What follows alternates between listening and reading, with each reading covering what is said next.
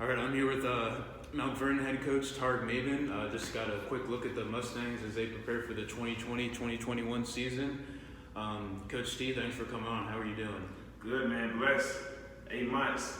8 months with no basketball, 8 months with no coaching. So just to be doing what I love to do, second day, I'm happy, man. Happy to be in the gym. Sure, I know you've been dying to get out here. So going to that, reflect a little bit on your first 2 days. I know you guys have just been doing tryouts a little bit, implemented some of your stuff. But how do you think the first 2 days have went for you guys? Energy's been great. Guys have been competing, JV and varsity. And again, just happy to see them in the gym. Unlike other schools, one of our football coaches, Coach Ron Hill, passed away from COVID-19 last year in March. So because of that, I feel like Mount Vernon has been one of the schools that's really taken COVID extremely serious, which is great. So we have not had access to the gym at all. Not one shoot around, not one morning workout, anything. And so for us to be that resilient and to be able to come in and give our all the first 2 days has been great, especially with such a young group. We've only had one senior. So I don't know, 8 or 9 sophomores, maybe 10 freshmen. But we all have one goal, and it's simply to enjoy each other. Like, forget the basketball, we want to win, we want to install our system and everything, but right now, I want to give our kids the best experience possible. I feel like the first 2 days have been successful with that. Good. So this is your fourth season as head coach, right? So, like you said, you guys have been limited, restricted access, so weren't able to do stuff in June. You had some fall league stuff, but from what you've seen these first few days and in fall league, is there anything that you're excited about for this season? I know you have a young team, talented team. Is there anything that you're really looking forward to? I really want to see how we gel, how we grow through the season, have a lot of difficult games, holiday hoops given, tournament of champions, the Champions Classic, we're playing St. Francis. So, I mean, we are up against it this year. I want to see how my young core can pull together and battle through these tough games and not allow the wins and losses to dictate how hard we play. I really do feel like if we can get through November, December with our heads held high and a tougher team, I think we'll do really well in our region. We are talented. We are young. We got to hit the weight room a lot. Fortunately, for the first time since my first year as head coach, we got a little size now. Mm-hmm. So just about being in shape mentally and physically, being able to share the sugar, right? Play with each other, playing a good brand of basketball, and most importantly, my biggest focus early on is to be a disciplined half-court defensive team. Being able to play off of each other, being able to talk, communicate, and do it all 4 quarters. So that's going to be a heavy emphasis in our preseason. Sure. So you just touched on this a little bit, and I got to see this some tonight. You have a really good young core of 2023 guys. Without some of the football guys and some other injuries, your main 5 out there tonight was all sophomores. What do you think the strengths of that group is, and what are some of the challenges or weaknesses you think that they could improve on and grow on going forward? We got Chase Clemens, a top heralded kid here, 2023, point guard, Ashton Patterson. The great thing I love so far is that Chase put on about 15 pounds of muscle from his freshman to sophomore year. Ashton, on the other hand, what we call him AJ, he was 5'8", 190 last year. Yep. 5'8", 190. Now he's 6'1", 155, right? So he put in a lot of hard work and hard time to shed that fat, and he happened to grow 3 or 4 inches, right? Dylan Holbrook put on about 10 pounds. He's also a sophomore, great athlete, phenomenal baseball player as well. Kenny Southall, a transfer. He's developed his body too.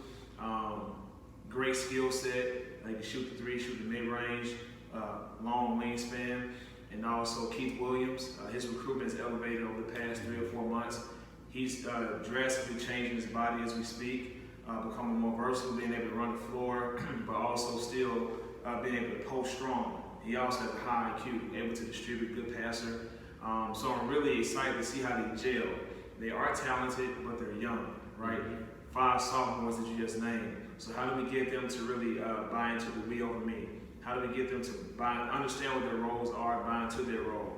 Most importantly, how do we get them to compete at a high level for the entire game? That's the number one thing. How do we compete at a high level the entire game, no matter if you're up 20 or down 20? What you typically get with young guys is when they're winning, it's all good. Everybody's playing hard, everybody's talking energetic. But when you're losing, you start to see that emotional roller coaster. So we're trying to get past that emotional roller coaster. So I'd really be interested to see how they battle that adversity, especially early on before our football players come back. Because we got like 5 or 6 guys on the field right now. Yep. And a few of those guys are extremely important to our success. So it's really going to fall on the shoulders of our sophomores early on. Sure. So are there any guys that you think are going to be surprises or particularly important pieces for your team that maybe people aren't thinking about, or maybe just aspects of your team that you think will surprise people and you think are going to kind of open people's eyes a little bit this season? I think people may be surprised with our speed and athleticism once we get our football guys back. There are a couple of guys that were kind of quiet their freshman year. Dylan Holbrook, for example, man, he's a phenomenal athlete. I think he's going to have a couple of breakout games and make some noise for himself. Kenny Southall, he's a sophomore. Had a great middle school career. Last year as a freshman was kind of quiet. I think he's going to make a lot of noise this year. Like I said, Keith, he's already starting to build his resume from his past career. Now that he's a sophomore. Really, a lot of guys, man, like we were 13-10 last year, but we were like literally freshmen to sophomores. Yeah. So I really do think this year there'll be a lot of opportunities for a lot of guys to step up. I mean, Sincere Harris, he was our starting point guard last year. He's on the football field now. But, I mean, to be 5'6", he's one of the toughest guys I know. And we're not even talking about Ashton, right? The kid went from being 5'8", 190 to 6'1", 155. So I know I named a lot of people, but I honestly feel that we have a lot of guys that have flown under the radar. And I think Chase, right? People are going to see a different Chase this year, much more mature Chase, a stronger Chase. Chase was actually a good defender last year. A lot of people don't know that, but I expect him to be even better defender this year. He's locked in, he's focused.